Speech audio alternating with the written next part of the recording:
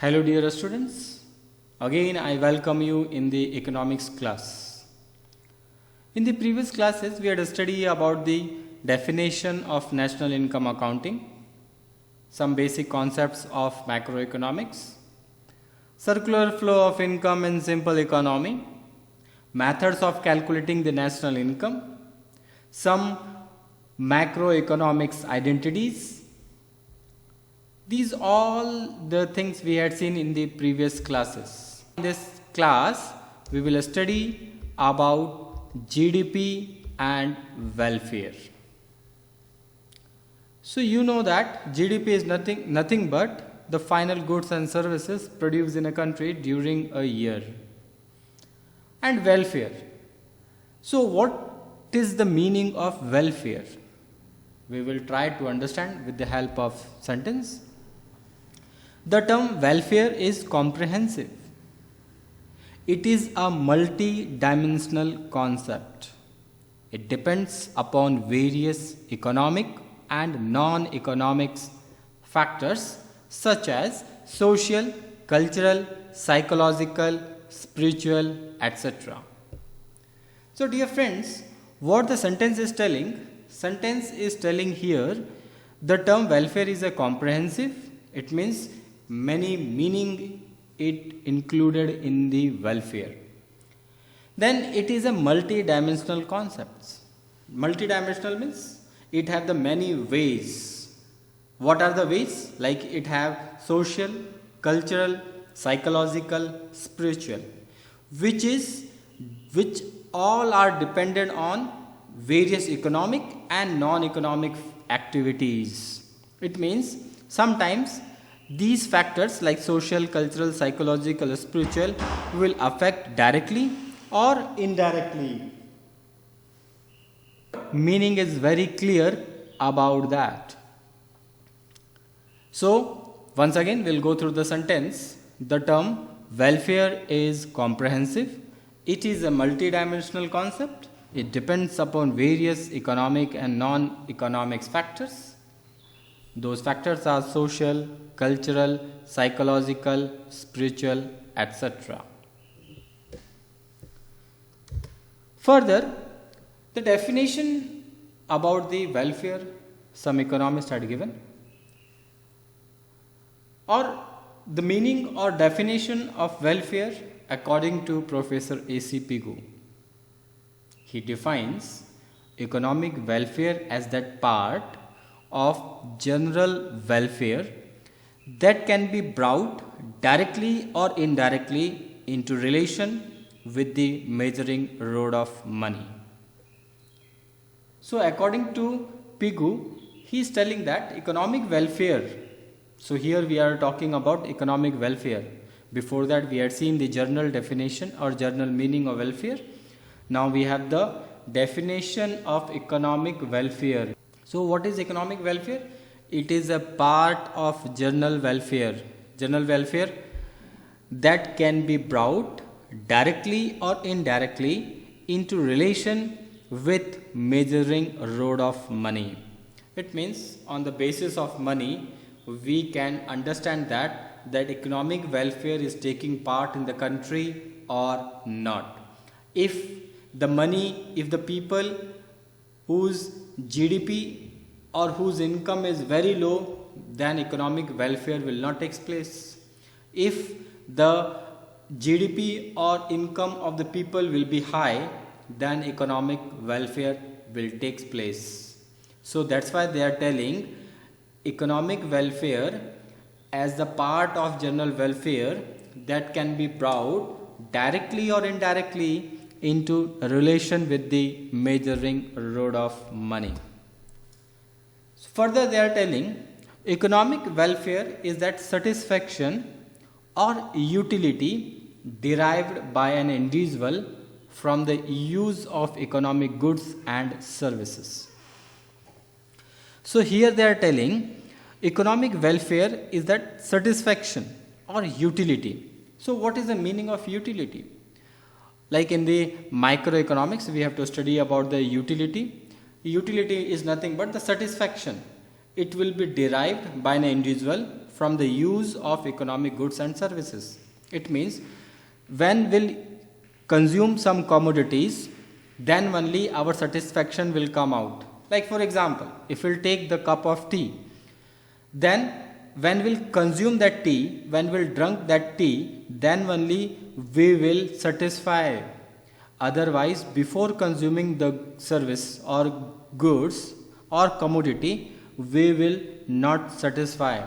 So they are telling economic welfare is that satisfaction or utility derived by an individual from the use of economic goods and services. Further, therefore, economic welfare is only a part of general welfare. So that's why when we are consuming the goods and then we are satisfying, that means it is a economic welfare that will come only the part of the general welfare. Further, it is that part of well-being which can be bought with money. So satisfaction will come only with the help of money, but money cannot buy everything. So further they are telling we can satisfy when we'll consume the commodities, but here all the with the help of money we cannot buy everything. Like love we cannot buy with the help of money. Emotions of the people we cannot buy, but the satisfaction we can consume the commodity and we can satisfy. So that's why, dear friends, they are telling money cannot buy everything. Further, GDP is a reliable index of economic welfare for certain reasons.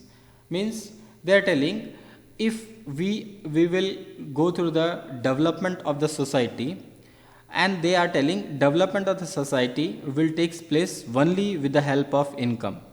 But some economists had told GDP is not a reliable index. It means GDP is not, the money is not only the last option. With the help of that money we can develop the society or we can grow the economic welfare for certain reasons. Some reasons are there. Because of that economic welfare we cannot buy or we cannot brought into the concept with the help of money.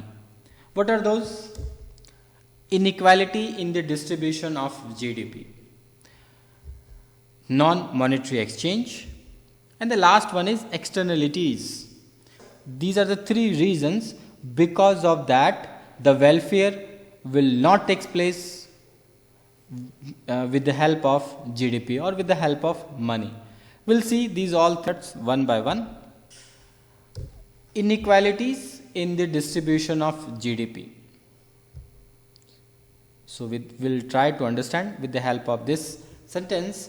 Along with an increase in national income, inequalities in the distribution of the income may occur. So what the sentence is telling? Along with an increase in national income. It means when the national income will increase, inequality in the distribution of the income may occur. When the national income will increase, or we can say the GDP of the country will increase, it will create the issue of the inequalities in the distribution of the income. It is possible that a minority may have become richer while the majority becomes poorer. It means they are telling when the income of the country will increase, the possibilities are there, the minority may have become richer while the majority becomes poorer. Means many people will increase with their standard of life, but the part of the society will become a poorer also. In this case, welfare of the majority decreases even though the GDP increases. So with the help of this we can understand that when the GDP increases, but the only GDP is not a responsible factor for the development of the welfare of the society.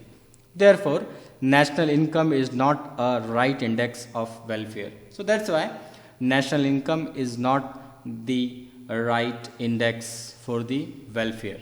So once again we'll go through the sentence.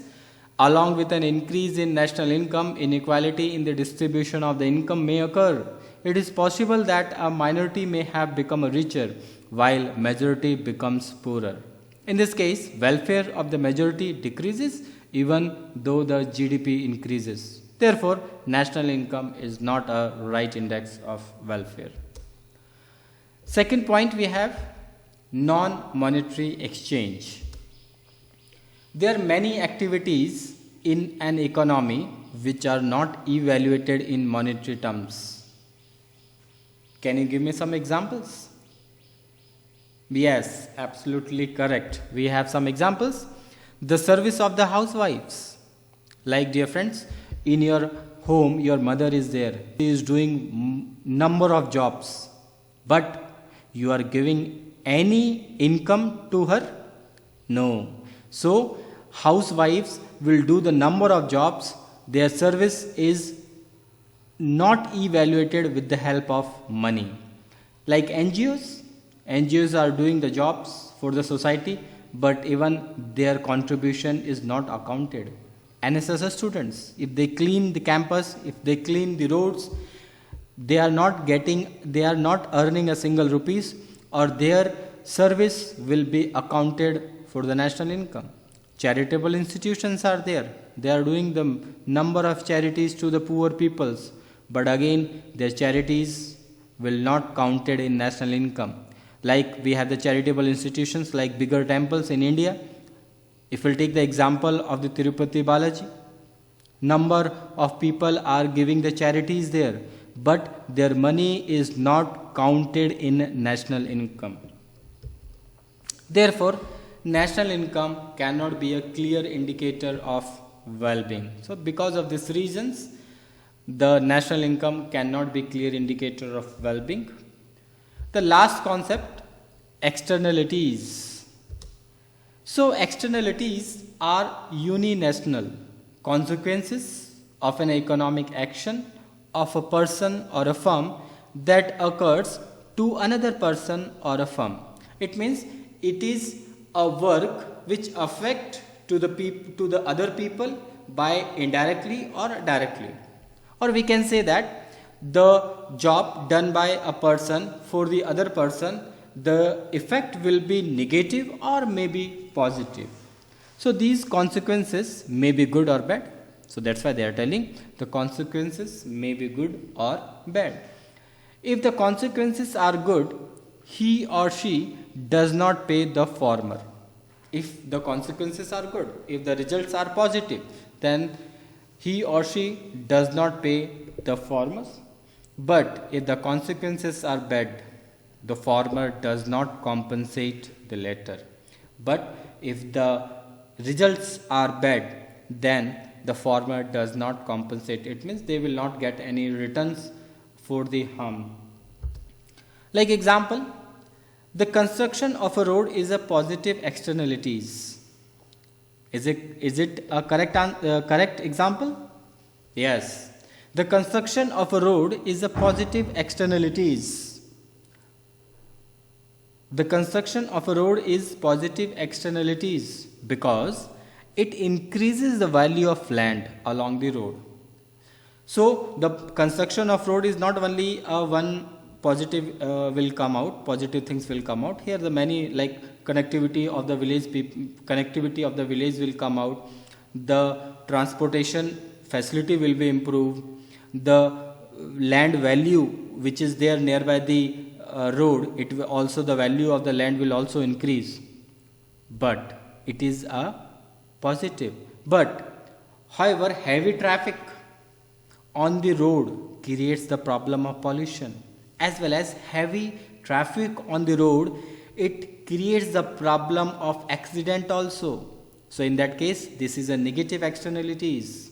So in that case, the people who will die on the road, it will become under the negative externalities. So the externalities have the positive and negative, both the concepts. How the people will take, it depends on them. So that's why they are telling the consequences may be good or bad. If the consequences are good,